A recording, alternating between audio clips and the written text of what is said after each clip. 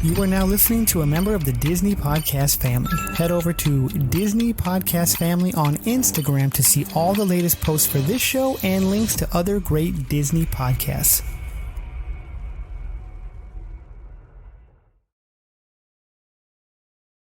Welcome back to Miles from Main Street. We're throwing it back this week and doing a good old-fashioned trivia episode. To all who come to this happy place, welcome. Please stand clear of the doors.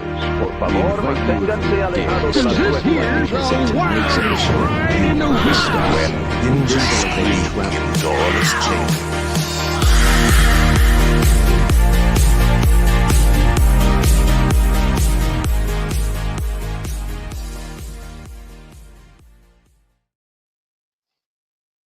Hello, Stewart. How has your week been? Very good. How are you, Brian? I am doing well. Dealing with a sick child today, so that's been fun.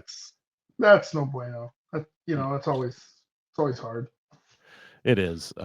She seems to be starting to be feeling better, so fingers crossed that it continues that way. Fingers crossed. Hope it works crossed. So we're going to do some trivia today. Trivia, yes.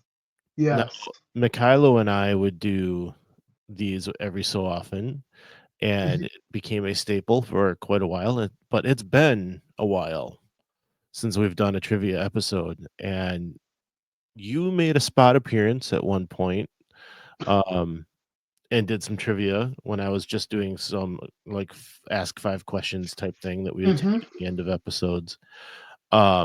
And you did fairly well. So now you get to do the full episode thing. We'll see how now I get to do the full episode thing. Yes. Yes. So we'll see who wins. I have a feeling with your competitive fire that these we'll see. Difficult. We'll see. Only when it comes to baseball and Lorcana cards. Oh, okay. All right. Well, before we get into that, please like and subscribe to the show on your podcast app or on YouTube, and be sure to share it with your friends and family. Remember, new episodes every Tuesday. And also on Fridays, find the Disney Dash, a short form podcast with my daughter Mia, where she is talking Disney from A to Z from a kid's perspective. Missed this past week of the Disney Dash due to this illness. So we will that illness is going around. It made its way all the way up here. So don't, I'm sorry that you guys missed it, but that's okay. It's better that she's feeling better. So yeah. Well, I have a few things to go through here. We have a couple of texts on the text line. Awesome. Yes. Thanks to people for using the text line. Keep it up. Yes, and the link to do that is right in the show notes. You can right at the top. You can just click that link, send us a text, and we get it. It happens right. It happens immediately. We've tested it, and we get it like, as soon as you send it. So, and also, if you make comments in the YouTube feed, that would be cool too. We'll read those. So absolutely, comment. Or even out on Facebook if you have anything to say there on Instagram, we definitely will read them here too. So we'll find them all. Don't worry about it. Tell us, get in touch with us. However you want to get in touch with us, we'll figure it out. Exactly. I mean, more importantly, we just want to chat with you. So if you have things to tell us, we'd love to hear it. All right. The first one. My worry is when they ruin a collection. Starting with my first trip to the world, I started collecting baseballs with the year of the trip, and I had an awesome display. I even used them to remember past trips. Then they discontinued them, and the run ended on a trip. Now they are back, and I'm just grumpy about it since I can't make a true run since there were trips when the balls didn't exist. I loved those balls. They were cheap. No other adult really collected them, and they were tied to memories. Signed, Cubs 2025 Central Champs. Well, I'm sorry that the Cubs 2025 Central Champs are actually the inferior team to the 2025 Los Angeles Dodgers, but I appreciate your willingness to buy baseballs. Being a Brewers fan, who grew up a Cubs fan, I have an indifference to this. Well, I mean, for what it's worth, I live closer to the Chicago Cubs than I live to the Los Angeles Dodgers. But my blood bleeds blue because that's that's what it is. It is what it is. And it's the Dodgers won the World Series, so have the Cubs won the World Series lately? I don't know. Not lately. Oh, This is not a sports podcast. This is just Disney. Okay, moving right along. Well, 2025 is into his point about collections, right? Like yes. It is difficult to do something like that due to environment changes, sales things. Yeah. Disney had a huge market for the globes. Oh my goodness, snow globes. Yeah. They had a huge market for that. Yeah. And after 9/11, when you couldn't take more than 3 ounces of a liquid on to something, it effectively killed it. I remember seeing snow globes without any water in them. And really? Yeah. And I remember seeing that, and it's like, oh, because you can't fly with them. Right. Yeah. Right. So, I mean, that effectively killed that market because you would go to Disney World and not be able to take it home with you. So what I like about, what gives me hope about some of these collection things is how they'll reuse them. Because there's the adage that no good idea is ever dead at Disney, right? Right. I don't know if that's the saying, but that's the idea. And so you have something like Sorcerers of the Magic Kingdom, which was the collectible cards, which we're going to have to do an episode about that someday, just pulling from our memories. But you would go to the firehouse and you'd get your collectible cards, right? And then you'd go and play them around the park. Well, now we have Lorcana, which is built on the shoulders of Sorcerers of the Magic Kingdom. So now instead of going to the firehouse and getting cards, I just go to Walmart and buy way more and spend a lot of money on it. So I like how what I'm trying to say is how collections morph into something bigger. So maybe Cubs fan 2025, you'll get your baseballs soon. Well, he does say they're back, but he's just upset about it now. So yes, well, yeah. You'll get them next year. Isn't that what the Cubs fans say? Oh my goodness! No, they just like to blame Steve Bartman. Sure. All right, so the next one we have is not since the Eternals have I had this level of excitement for a Marvel movie. And that's super sad since we just had a new level of excitement with the big screen return of foul-mouthed Marvel Messiah and his short Canadian pal. I imagine he is talking about the good old Merc with a mouth, Deadpool, and Wolverine. Yeah. But it feels like we lost the excitement even with the sightings of Hulk Solo. Sadly, I think the not Suicide Squad will get the same sort of reception until we get to see. My goodness, there's a lot of insider stuff here. Oh, I'll decode it all. It's okay. Keep going. Until we get to see Rita Lorian and his family's full story and the return of the real Marvel savior RDJ. Signed the Welcome to Level 7 co-founder. All right. Pull up a chair. Okay. So this I know I'm fairly confident it's from a certain Mr. Daniel Butcher. Dandy Daniel Butcher, as he is want to be called sometimes. Dandy Daniel Butcher. So what's interesting about that is he and Ben Avery were co-hosted this podcast called Welcome to Level 7. It's a great show. I've been on it. I've been on it for a long, long time, and I have co-hosted many years. And I wasn't able to be on the most recent episode of the show because I did not go see Captain America 4 yet. I know I'm look at my shirt. I'm even a bad Marvel I just have Captain America shirt. Oh yes.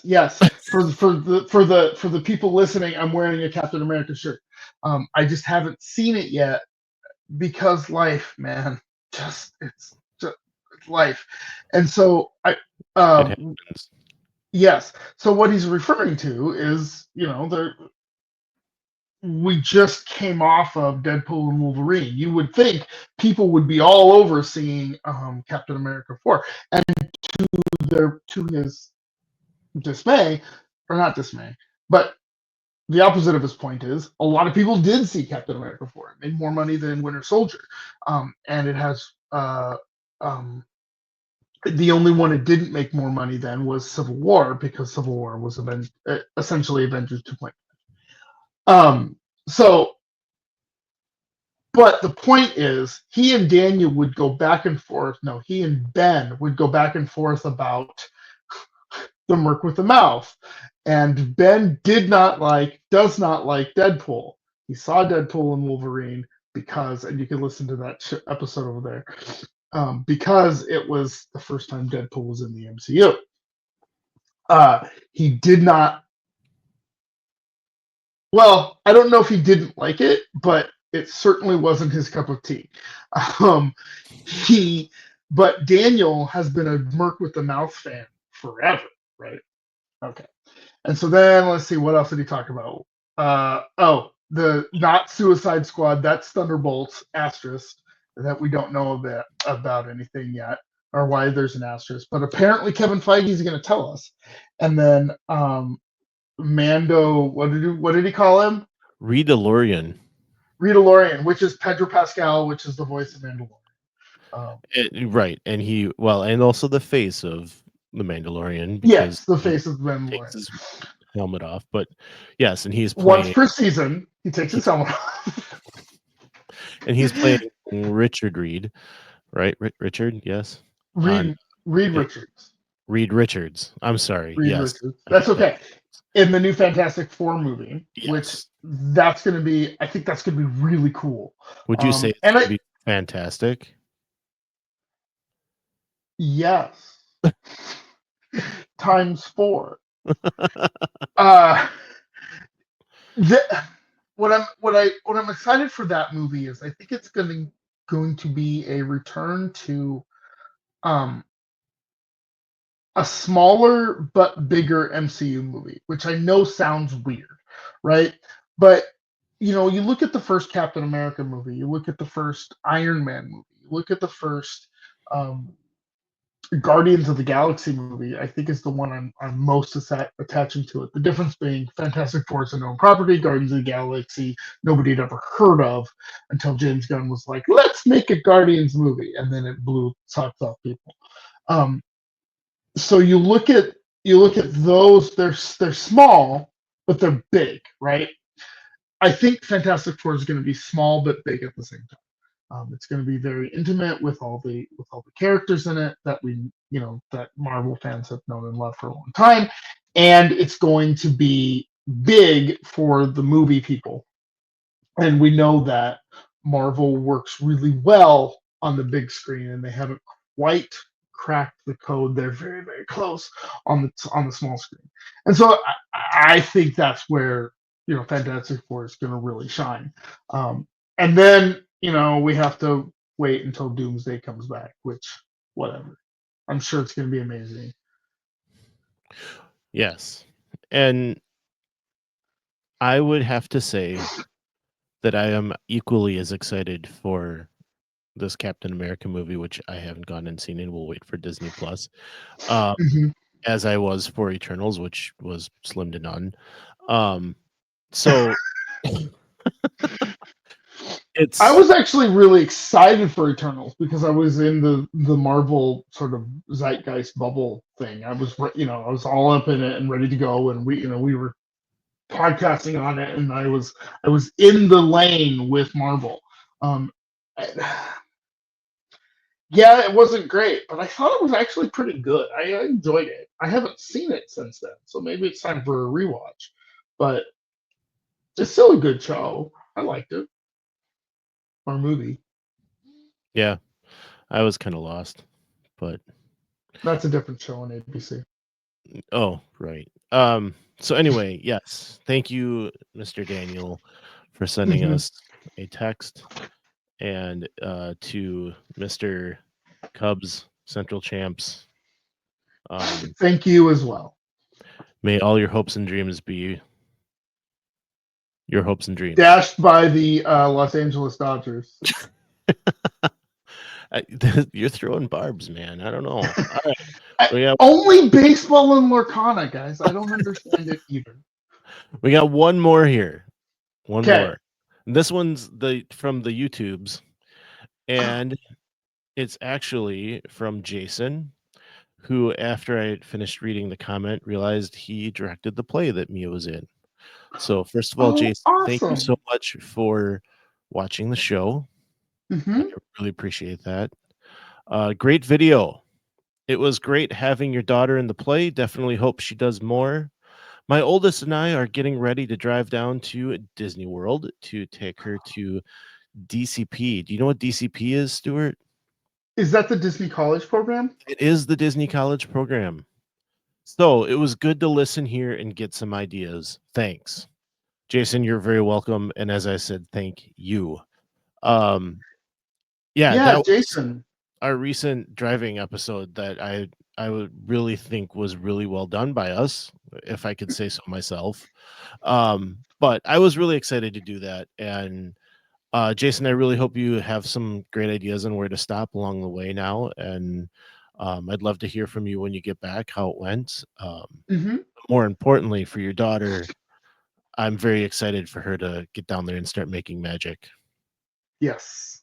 And I hope my children go to college so that they can go to the college program. That's, I mean, also whatever, get a better job and live a happier life. Sure, but also you should go to the college program. Yes, I definitely, Jason, would love to compare notes with you at some point. Yeah. Because, my daughter is looking at doing it in the spring of 2026. So it would be great to hear your experience, how things have gone and how she's doing, just so that I can prepare myself and my daughter for it. So right. Yeah. And Jason, if you ever, I am also a theater director, producer type person. So if you ever want to compare notes, you know how to get in touch with us, because I'd love to sit and chat and talk about, challenges and successes and all that sort of stuff. Yeah, that's awesome. Hey, multifold type of comment. Yes. So yes, once again, hit us up on YouTube, Facebook, Instagram, or the text line, and we'd love to chat with you. All right. 18 minutes into the show. Well, we had business to take care of. We did, and I really love that happened, because it's nice to be talking to people and chat. Yeah, it's awesome. And I'm glad to see that we're starting to get, a couple of different people sort of engaging the conversation. That's what we do. Yeah, it's wonderful to sit and talk to you, Brian. It absolutely is. It's also wonderful to sit and talk with other people in the community. So. Well, and honestly, when we first started this, it was let's get together and talk and just record it and have some fun. And as we kept going, it was, I want more people to talk to. I want to see people in the community and get to know other people and have conversations, whether they're debates or not, but have conversations about Disney. In my previous life, I was a Pez collector and had a wonderful time collecting Pez and talked to many people, ran my own convention for that, for the same reason. Just wanted to get to meet other people and get to know other people. And so that did that. And I'm hoping we can continue doing that here. So yeah, absolutely. Let us know how it's going, people. Love to talk to you. I also really appreciate that this show is, northern central Wisconsin, sort of hyper focused. Not necessarily exclusive, but it's cool that people from northern Wisconsin, Green Bay area are actually communicating and talking with us, because I think there's a shared similarity, right? We were able to provide Jason a service with driving down to Disney in such a timely manner. And if you are from, this sort of area, absolutely get in touch with us. We'd love to hear from you. We'll, we can do the Midwest goodbye all day long. Yeah. My wife actually mentioned to me the other day that she's been noticing that she does actually do the Midwest goodbye initiate. Like she notices she'll slap her knee. Well, yep. I suppose. Tell your folks I said hi. All right. It's trivia time. Let's trivia time. Okay. All right. We each have 5 questions, and we will switch off. There might be some chatter around the question, and we will keep track to see who wins. It'll be me. What?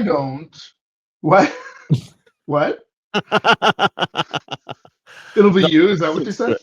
You didn't hear anything. Nothing. I didn't hear anything. Okay. Oh. Why don't you go first with your first question? All right, I'll do that. All right. Okay. Which Fantasyland attraction replaced the legendary Mr. Toad's Wild Ride at the Magic Kingdom? Oh.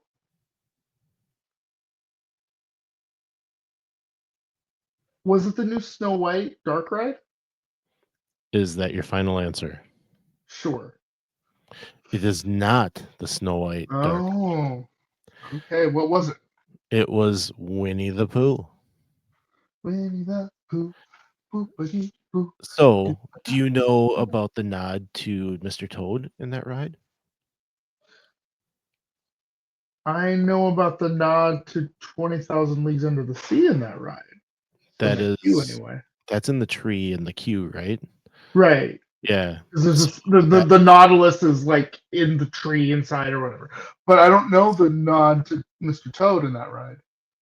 So as you go into the second room, mm-hmm. the doors are opening, you go through and you kind of look back over your left shoulder and there will be a picture and it's Mr. Toad handing the deed over to Oh, that's cool. Yeah. I think I do remember that, but it's been a while since I've been on the Winnie the Pooh ride at Walt Disney World. And the Winnie the Pooh ride is not at Disneyland, right? No, I don't think it is. Disneyland. And if you want the trivia bit for that ride, is that it used to be where the Country Bears were. And I've only seen this once on video. I didn't know about it when I was there. So I'm not exactly sure which room it is, but if you look up as you go into a room and look at the wall above you, behind oh, yeah. The moose heads from Country Bears are up there. I'm only half a moose. So I missed me some Country Bear Jamboree. Yeah, I do like the new version, albeit different, but okay. Your 0-1, Stewart. Good start. My 0-1. How tall is Spaceship Earth? I hate number games. Let's see. I want to say it is. I'm going to say it's about 150. Somewhere in that 180. area. It is 180. I didn't think it was quite that tall. So it doesn't need its little flashing red light, which Tower of Terror needs because it's 199 3/4 or something. Tower of Terror does not need it either because that's right, because it's 199 3/4. That's right. I apologize. Yes. It doesn't need its little flashing red light. Right. 200 is the line. Yes. Yeah. And it's 200 above sea level, by the way. It's not 200 above the ground. It's 200 above sea level. Really? No, that's not true either. Never That doesn't mind. sound I right. take that. I take that back. I take that back. One of the stats I was reading said it was 180 feet above sea level. I'm like, wait, no, that's wrong. Wait, that doesn't. Because every house in Denver would then need a Right, light right. Leave the light on in Denver. Motel 6. I'm Tumbo that. Okay, All right. so we're 0-0. Got it. Yeah. That was Okay. that was something that you and I did not talk about. We don't normally go with the numbers game. Although Oh, I will give the height number is fine. The type of things like how many people visited the Magic Kingdom in the year 2012, like no one knows that, no one cares, right? Like it's okay. those are Well, the types of numbers things I don't like to do. But so I have one other question that might fall into that category, and I will beg forgiveness and hey, just like I said, we didn't talk about it before. I didn't give you great. any rules, so here we go. Here All we go. right. What is the name of the audio animatronic singer and organist who performs daily at Cosmic Rays Starlight Cafe?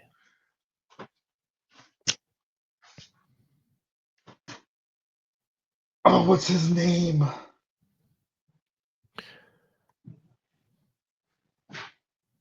The crazy crooner from Unork.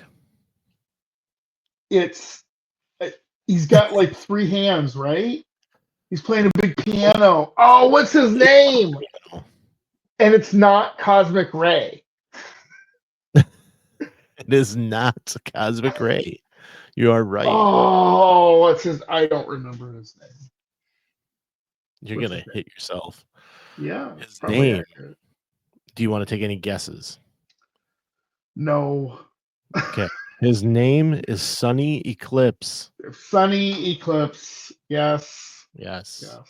Yes. He That is has a a thing. 30-minute set that Mhm. you can enjoy while eating. A very delicious meal, by the by. I mean, it's very good. I enjoy the Cosmic Rays terrace. I think you can get some good sandwiches there for sure. Yeah, yeah. It is the busiest restaurant in Oh the yeah. Oh yeah.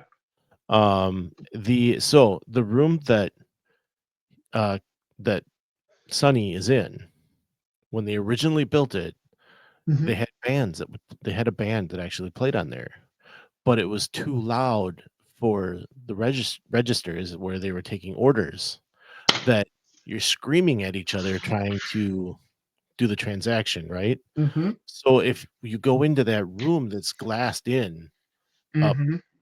and that was to dampen the sound from the band. That's one of the things I love about Disney is that they're always trying to like figure things out and do better than they did yesterday. Mhm.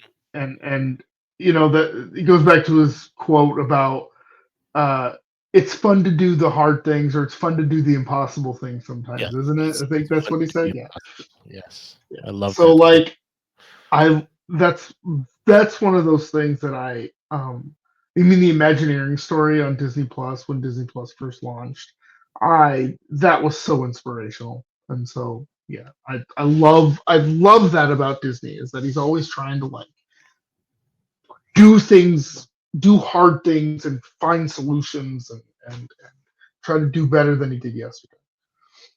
I just got the book for Sweet. the Imagineering story. I got to read that. Oh yeah. It's a Yeah. big book. It's a good It's a good chunky book, you know. yeah. So I got a lot of reading to do, but But I mean, you've seen the documentary, right? oh That yeah, documentary, yeah, numerous yeah, times. And actually, I yeah. would like to go back and watch it um, again. That It's would be a good. incredible. That would be a good like video club thing. I don't know.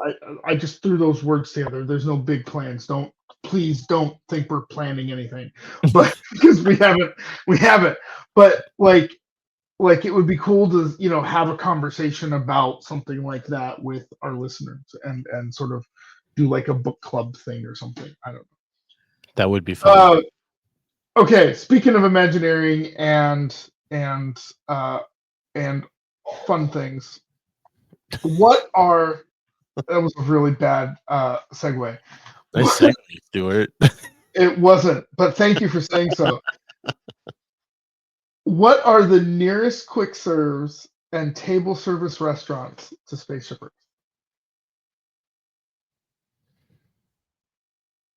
Well, I'd like to say it's the Electric Umbrella, but it's not. I would say the first sit-down restaurant closest to Spaceship Earth would have to be the Coral Reef.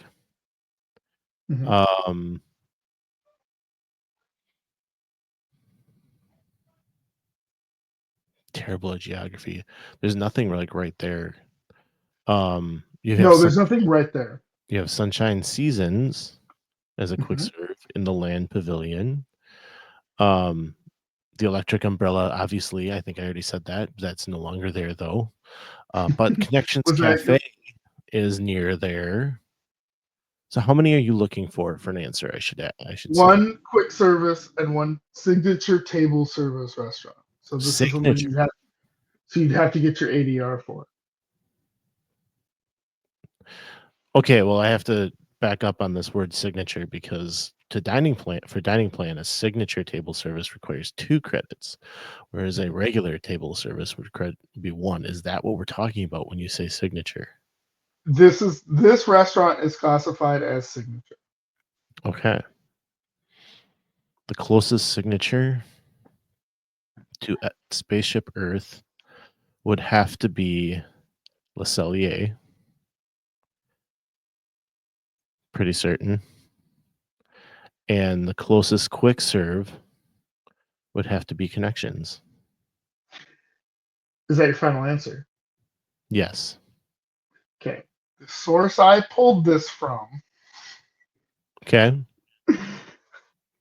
identified it as Sunshine Seasons as the quick serve. So you had that right. And Space 220 as the signature.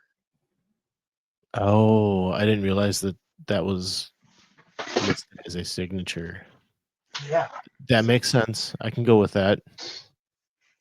Sunshine Seasons. Sunshine Seasons in the Land. Yep. Yeah. It's a good one. That's also I love it when we do food shows, but I also sort of go, all of the food is good at Disney. So like I have a really hard time narrowing down my food choices for Disney and being like, I like this one better than that one because they're all yummy. I like them all. That's true. It's hard to rank things, but I do like to eat, and I do like to eat a lot. So, I can eat anywhere. Even if it's a burger with Sunny Eclipse singing to me about the moons of New York. Nork. He's from Nork. That's right. That's right. Nork. Okay. Speaking of things that have nothing to do with what we were talking about, Captain EO. Oh, speaking of that's where we go. Captain EO was an attraction at several parks, including Epcot, featuring which museum as the titular hero? Which museum? Musician. Oh, musician. Yes. Music. Okay. I loved Captain. It was one of my, if we went to Disneyland, I went to Captain EO. I must have seen Captain EO 25, 30 times, right? Pink 3D glasses, the trench run from Star Wars, the blue little flying guy who came out and get it in your face and scoot it back in. Michael Jackson's singing. Yes, Michael Jackson is the titular character in Captain EO. I love Captain EO. I would buy Captain EO. Listen, Disney, I would buy Captain EO on Blu-ray. I don't even have a Blu-ray player, and I'd buy Captain EO on Blu-ray just to see it again, right? I think Captain EO is one of those marquee Disney things that Disney is silly for not maintaining a relationship with. Um, I don't want to be like, bring it back, but bring it back and do something with it. I don't know that we need a Tron light cycle, but we need Captain EO. That's what I'm saying. Right. Yes. And so I didn't ever get to see Captain EO because my I'm so first sorry. to the world was in 1999, and there was no Captain EO at And that it was point. gone, huh? Yeah. I'm sorry. I But do remember having it there and wanting to go because as a kid, I grew up watching the free Disney Channel bonus weekends, uh-huh. And you would see these ads and you would see that there was a Captain EO, and I loved listening to Michael Jackson. Mm-hmm. And actually, you can get Captain EO, all 17 minutes of it, on YouTube. I know. I've watched it more than once. I'm gonna have to go watch it because I had never watch it, and it's the messaging in Captain EO is awesome. It's so Disney, it's amazing, right? Not to spoil anything, but Captain EO and his crew crash land on a planet, and they find a trash queen, right? Played by Angelica Houston, right? This is the movie that this is talking about. We have Captain EO, played by Michael Jackson, against Angelica Houston, right? This is a big deal. Lucas. Directed by George Lucas, and we're using the trench run from Star Wars. So if you're a Star Wars nerd like me, you will have watched Captain EO and go, oh, I should be firing a photon torpedo and into a hole that's not the same size as a Womp Rat, right? I would agree. Yes. Yes, it is so nostalgia for me. Like you just swung the nostalgia bat right into this podcast and hit me over the head with it. Oh, I love Captain EO. I love Captain EO. Yeah, yes, I do exactly that. Well done. You are 1 and 2. Thank you. I apologize. I'm going to give you an answer. I'm just going to give it to you. I don't know why. Okay. You might have noticed a theme in my questions, but here we go. How many triangle panels are on Spaceship Earth? And you don't have to know the answer, so this is your gimme. No, I don't recall. It's 200 and something. I don't know. No, that's wrong. It's 11,342. 11,342. I do know that when they went to actually build it, that forgot how it went together, and he couldn't, and they had to like refigure it out to get it put together. That's awesome. There's also guttering systems so that when it rains, it sucks the water inside. Doesn't it go into the feet so that it goes down to the ground without being seen? Yeah. And those are actually buried 100 feet into the ground, so like that thing ain't going nowhere. Oh yeah, I'm sure because I mean all of Disney World is swampland, right? So right. Yeah.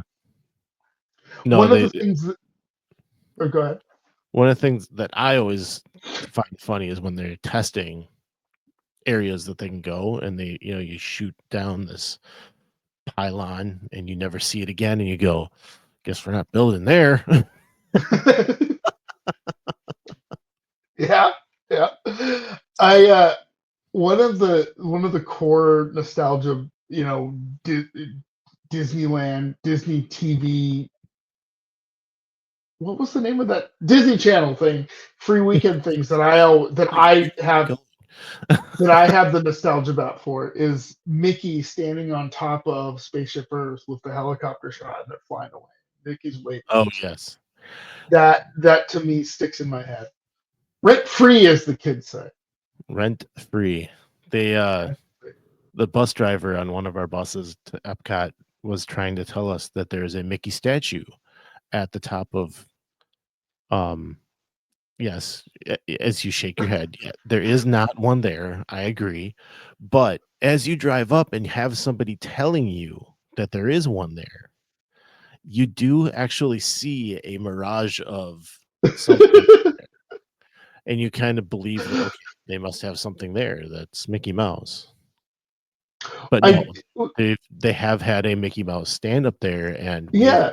And I've always so production things have always like intrigued me. How did they do that and stuff like that? And the only thing I could think of is they bolted that guy they put a post in the thing and then strapped him to it so that the wind's not going to blow him off. It's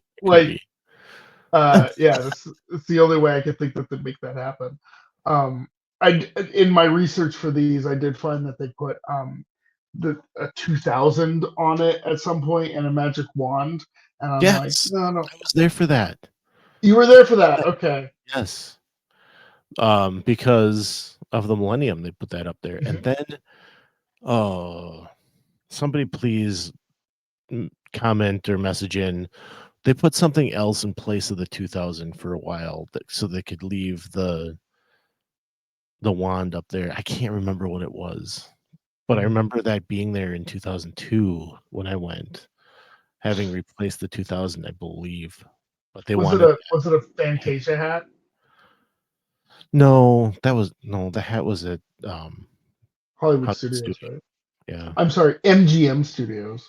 Yes. I always said I was going to always call it MGM, and then I started doing this show and felt that I should call it the correct name.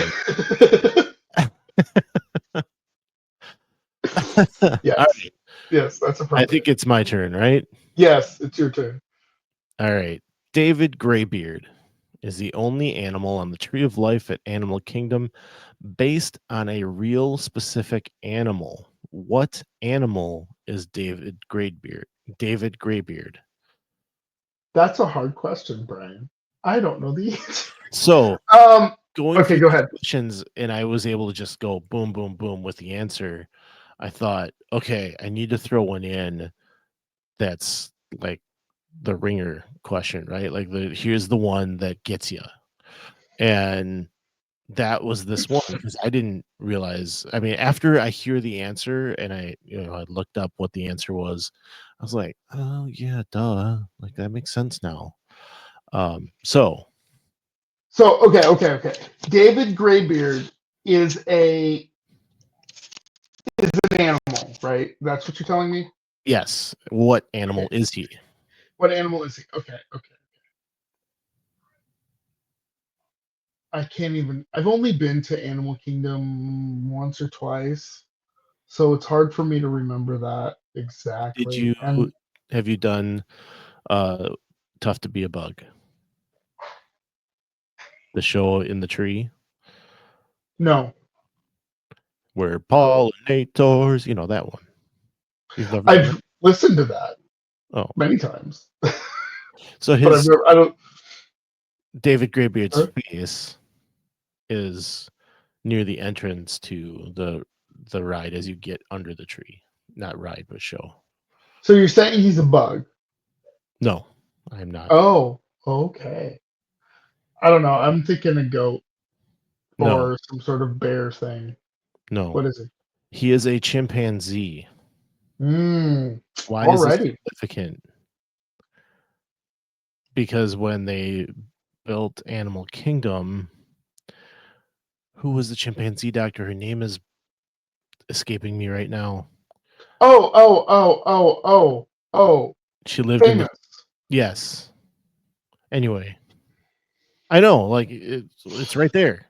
My brain is not going tonight. So yeah. Screaming at us right now. Mm-hmm. You idiots. Tell me, who is it? Anyway, she was very involved in the building of Animal Kingdom. So this sculpture was actually done in 18 months offsite and moved to the tree and put in place and it is down at the foot of the tree. And I'm getting her name, Jane Goodall. I apologize, Jane, that I had forgotten your name. Here's the thing that I know about that, because I have extensive movie knowledge. Sigourney Weaver played her in the movie. That's what I know. That's what I could have told. All right. It's a very, very large face. Like I said, it's basically, you weave your way around the trail, going to the Tree of Life to get underneath and into the show, and right before you go inside, what's quote unquote inside, there is the David Greybeard sculpture. That's face. It's probably Animal Kingdom suffers from not having signature rides, and I don't think that it suffers, but part of my challenge is to get my family to go to Animal Kingdom, because like, what are the rides there? Personally, I like walk around things like Tree of Life or Pandora, or walking through the Maharaja Jungle Trek or the Grill Falls Trail. Yeah, I like those. Everest is a great ride, and I love riding it. Yes. But that's about one. And then I guess the Kalahari River Rapids is a pretty good one too. But when you have little kids, it's hard to get on that one. Fun fact: Mia has never been on the River Rapids because it's always been down for refurbishment when we're there. That's the other challenge. You get in line for it, and then it closes. Well, and this is just routine maintenance that they, because they close it down in the winter months, and so we've typically had her there in March, February, and we didn't go to Animal Kingdom when we had her there in October this past trip. So, alrighty. So there you go. Segueing poorly onto my question. What corporation is the current sponsor of Spaceship Earth? Why are you so Epcot heavy? And really Spaceship Earth heavy, because I just checked it. Is it Siemens? No. Is it? Oh gosh, I cannot recall this one. I don't pay too close of attention to. Is it a trick question? Yes, because no one is. Oh, okay. So Bell Technologies. Bell Technologies, I think started it, and then Siemens took it over for a while, and they built the lounge, and then AT&T had it for a little bit, and now nobody has it, and it's just Disney. Yeah. Okay. So, all right. I was waiting for you to say that about Morocco. But all right, I am going to take us away from Epcot and Animal Kingdom. Okay, good. And we're going to go back to Magic Kingdom. Okay. The Sherman Brothers, you may have heard of them. They're great. They are. They wrote the music to Mary Poppins. They did. Among other things. Mm-hmm. And the Jungle Book, and the music to what World's Fair attraction now in Fantasyland? Okay. I'm sorry for my questions. I think I should give you all of the questions answers, because you have just thrown me softballs all night, and I appreciate that. Yes, the 1964 World's Fair showcase piece done by Walt Disney is a little ride called A Small World. Actually, it's called It's a Small World. I'm so sorry. Yes, no, that was of course written by the Sherman Brothers.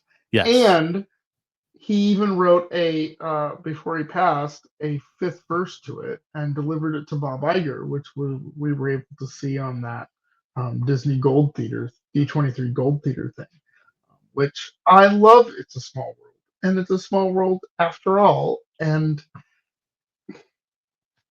then of course Mary Blair's fantastic mid-century design for the outside of it is inspiring in everything. Yeah. I will say this. I prefer the Disneyland version of it because that's the one Walt did. I actually find the Disney World one a little underwhelming because I've seen the Disneyland one and how awesome that looks walking up to it. And yeah, Disney. Go ahead. The queue, the way you get into the boat outside and go into the building, I find it very charming. And I just find like the Disney World version is just, let's get you on this ride. Come on. Like you get into those switchbacks just under the awning across from Peter Pan. And, it's one person wide and you just kind of single file walking through that area. And it's just not charming at all. So Walt really was interested in having a show presentation. You walk into Main Street and it's like walking it's like going into a movie theater, right? He wants you to have a presentation screen, right? And you're walking into, like I said, under the railroad, and you turn the corner, and then you have the castle laid out for you, and then in every park there is a signature thing. In Magic Kingdom, it's the castle. And the Disney, I was trying not to use that word because it's appropriate, but it just feels weird. Yes, it's the weenie, right? It's okay. For what? We're not in middle school. It's okay. True. True. So, It's a Small World in Disneyland feels like that. That show building is a presentation. It's the weenie of that sort of area. You can see it coming around the corner, and you know where you're heading to. And in some cases, you head right past it. You're going Toontown, but you know what you're looking at. And I love that show building, and I think that the clock is amazing and charming. And I love Mary Blair's aesthetic. I love the fact that she, hand stitched they hand stitched all the costumes for all the marionettes. And I find that building just charming. And I love they used it in Tomorrowland, which was a vastly underrated movie. Agreed. Tried to watch it not too long ago, a couple weeks ago, and I fell asleep. I felt bad about that, but it was late at night, so it's true. One of the pins I have on my pin collection is the Tomorrowland pin because I think that's great, and I want more Tomorrowland shows. But thank you for giving me the softball. Now, you ready for another hard question? Yes, I don't mind. Okay. I appreciate it. Going into this show, I didn't want to be repeating a lot of the questions that we had done in the past, and I didn't want to have them be super easy. Well, I found an old Reddit post, and she had said that she writes trivia questions for a bar, and so she had 40 Disney questions from the multiple weeks that she's had to do it, and she listed them all out, and she said, let me know what you think. And after reading them, I thought, what I think is that I need to find your bar and do your trivia, because I would just run it, run the table, right? And the David Beard question actually came from that list, so she did have a couple in there that were difficult, but for the most part, I knew them all. So anyway, Okay. please continue. Here's my last question. It's a two-parter. How many narrators have narrated Spaceship Earth?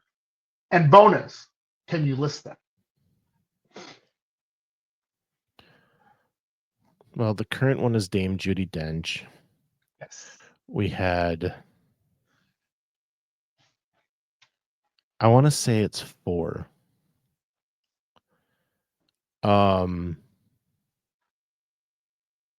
Cronkite was one of them. Mm-hmm. I want to say Captain Dan from Forrest Gump, wasn't it? Gary Sinise. No, he was Mission Space. Dang it. But you're close in that you're saying it's a movie actor. And Yes. the movie actor may have been in a seminal Disney animated feature depicting a lion. Oh, James Earl Jones is what you're saying. No, that didn't sound right when I said it. I don't know then. I can tell you Cronkite for sure and Judi Dench. Yes. So, okay, would you like me to tell you now? I'm done. Am I right? You're correct on 4. One thing. Well, I didn't give you softball answers. Like, it's a small world. I'm sorry. Wow. So Walter Cronkite was number 2. James Judi Dench is the current one. Jeremy Irons. That's who I was thinking. Jeremy Irons. Yes. Yep. Yep. Sometimes your brain just doesn't, and you're whatever. The first one I found conflicting results on, so I would have given it to you regardless. The person is Vic Perrin, and he was in a bunch of stuff, including Star Trek. So there's my Star Trek reference for this podcast. For some reason, I felt like it was 4. I don't know why. But I never would have got Vic Perrin. I knew that there was a Jeremy Irons type in there. I knew Cronkite and Dench. Never would have gotten the 4th one. No, because he wasn't in for very long. Walter Cronkite, I think they got him in there just to sort of get the ride done, and then Walter Cronkite came in and did the polish on it. Because Walter Cronkite is, who doesn't like Walter Cronkite narrating new things? Right. Come on now. And then, so bonus. Who do you prefer? Who's your favorite? I think the popular answer is Jeremy Irons. Mm-hmm. I will tell you that I don't recall riding it with anyone but Judi Dench. So I don't know that I can answer that. I have. Sorcerer Radio has the Jeremy Irons one every now and again play, and I've listened to that, and I really enjoy his narration. But let's be honest, Jeremy Irons could read you the phone book, and you'd be okay with it, right? Because he's an actor, and he's very good at his job. Yes. So Jeremy Irons, I think, is very good at his job, like I said, and he can read that and emote that monologue incredibly well. I've never heard the Walter Cronkite version or the other one, so I can't really answer that one either. But I think I've only ever ridden it with Dame. I apologize, Judi Dench, Queen of England herself. So she played the Queen Elizabeth in Shakespeare. And so I think I would have to answer James Judi Dench as well, but the Jeremy Irons one is very good, and I very much appreciate it. I will have to go search that out. But hey, I wasn't counting. After a while, I just quit counting, so I don't know. You win. We'll just say you win. How's that sound? Don't you have one more question? I thought you had one more. No, I went first. Oh, so okay. You go last, and that's it. Okay. Well, then there we go. I could do this again. This was fun. I really enjoyed this because it's not just about like getting the right questions. It's about having stories to tell too. Yeah. And you would never have known that I've seen Capaneo a lot. Maybe too much. I'm gonna go watch it. All right, so yeah, definitely. Like I think it'd be great if people would send us some trivia questions. Yes, right? Yes, send us. And I might have asked Daniel about these trivia questions before, and he's got a very long list. And so, yes, send us your trivia questions. I think it'd be great. And we'll try to. If you send us your trivia questions, we'll answer them without trying to know the answer. Right? We'll try to not. Yeah, we'll make it work. Anyway, yes, it would be great to get those questions. So, thank you everybody for watching, listening. Remember, episodes every Tuesday. You can find us on Facebook, Instagram, or YouTube. As a bonus, leave us a comment and we'll read it on the show. Or better yet, find the link to the text in the show in our show notes, and we'll read that on the show. As we like to say, some live close, but others don't. So let's talk about it. We'll see you next time on Miles from Main Street.